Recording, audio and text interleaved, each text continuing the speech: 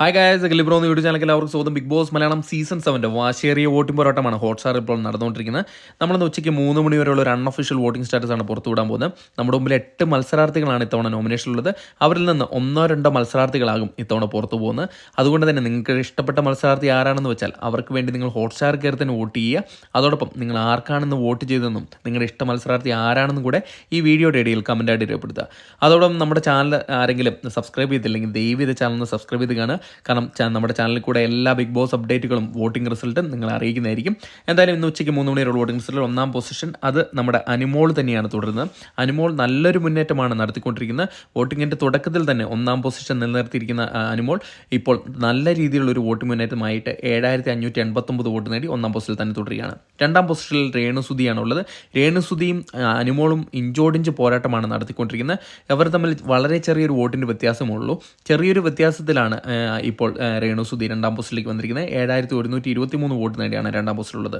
3-ാം പൊസിഷനിൽ Gizele തക്രാളാണ്. Gizele നല്ലൊരു vote മുന്നേറ്റമാണ് ഈ കഴിഞ്ഞ 2 ദിവസമായിട്ട് നടത്തിക്കൊണ്ടിരിക്കുന്നത്. വോട്ടിങ്ങിൻ്റെ തുടക്കത്തിൽ നല്ല രീതിയിൽ പിന്നോക്കം നിന്നിരുന്ന ജിസേൽ ഇപ്പോൾ 5437 വോട്ട് നേടി ആര്യനെ അട്ടിമറിച്ചുകൊണ്ട് 3-ാം പൊസിഷനിലാക്കി കടന്നു വന്നിരിക്കുകയാണ്. 4-ാം പൊസിഷനിൽ ആര്യൻ ഖത്രിയാണുള്ളത്. ഇടയ്ക്കൊന്ന് നല്ല രീതിയിൽ മുന്നേറ്റം നടത്തിയെങ്കിലും ഇപ്പോൾ 5125 വോട്ട് നേടി 4-ാം പൊസിഷനിലേക്ക് തള്ളപ്പെടുകയാണ് ചെയ്തിരിക്കുന്നത്. 5-ാം പൊസിഷനിലാണ് ഇപ്പോൾ ശൈത്യ സന്തോഷമുള്ളത്.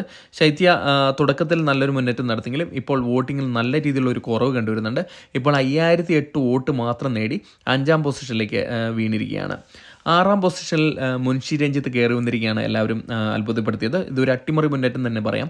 ശാരികയെ അട്ടിമറിച്ചുകൊണ്ടാണ് 6-ാം പൊസിഷനിലേക്ക് കയറി വന്നിരിക്കുന്നത്. വളരെ ചെറിയൊരു വോട്ടിൻ്റെ വ്യത്യാസത്തിലാണ് 6-ാം പൊസിഷനിലുള്ളത്. 3899 വോട്ടാണ് ഇപ്പോൾ മുൻഷി രഞ്ജിത്ത് നേടിയിരിക്കുന്നത്.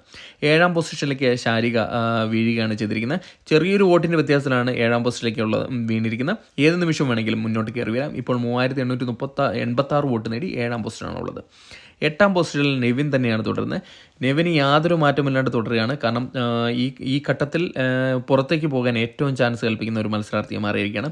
3006 വോട്ട് നേടി 8-ാം പൊസിഷനിലാണുള്ളത്. 10 മണിക്കൂറുകളിലുള്ള വോട്ടിംഗ് വളരെ നിർണായകമാണ്. അതുകൊണ്ട് നമ്മുടെ ചാനൽ സന്ദർശിക്കുക. വീഡിയോ ഇഷ്ടമുണ്ടെങ്കിൽ ലൈക്ക് ചെയ്യുക.